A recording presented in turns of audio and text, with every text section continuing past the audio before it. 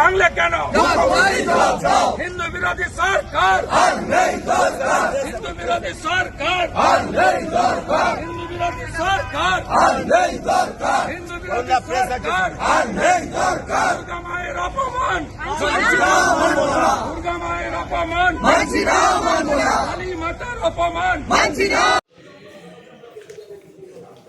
মুখ্যমন্ত্রী কালকে 1 ঘন্টার জন্য এয়ারপোর্টে যাওয়ার পথে ঢুকে পড়েছিলেন, এসেছিলেন তুষ্টিকরণ করতে।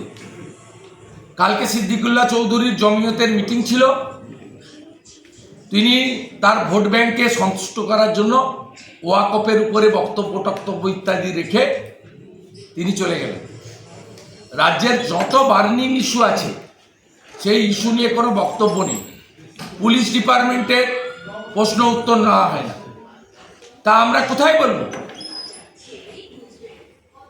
আমরা বিধানসভায় আমাদের লোক কি পাঠিয়েছে শুধুমাত্র বিধায়কের ভাতা নেওয়ার জন্য আর 60 লক্ষ টাকার এমএলএর যে ল্যাড সেটাতে রেকমেন্ডেশন দেওয়ার জন্য, আর দুর্গাপুজো ঈদের সময় কিছু শাড়ি কাপড় বিতরণ করার জন্য?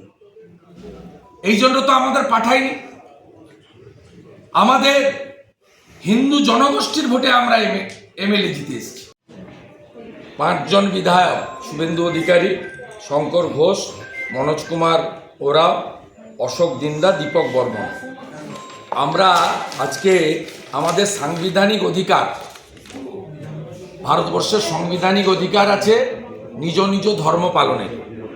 আমরা মুলতুবি প্রস্তাব এনেছিলাম। সম্প্রতি যে উৎসবের মরশুম চলে গেল বা পুজোর মরশুম, মানে আমাদের গণপতি উৎসব, বিশ্বকর্মা পুজো থেকে শুরু করে শেষ কার্তিক পুজো পর্যন্ত, এই যে সনাতন হিন্দুদের হাজার হাজার বছরের পুরনো রীতিনীতি মেনে, ভারতীয় সংস্কৃতি মেনে, বাঙালি হিন্দুদের প্রথা মেনে, পঞ্জিকা শাস্ত্র মতে আমাদের যে পুজোর অনুষ্ঠানগুলো চলে গেল, তাতে এমন কোনো পুজো নেই, এমন কোনো দেবদেবী নেই যাদেরকে আমরা আরাধ্য দেবী বা দেব হিসেবে পূজা করি, পুষ্পাঞ্জলি দিই, ব্রত রাখি, আরতি করি, তাদের উপর আক্রমণ হয়নি।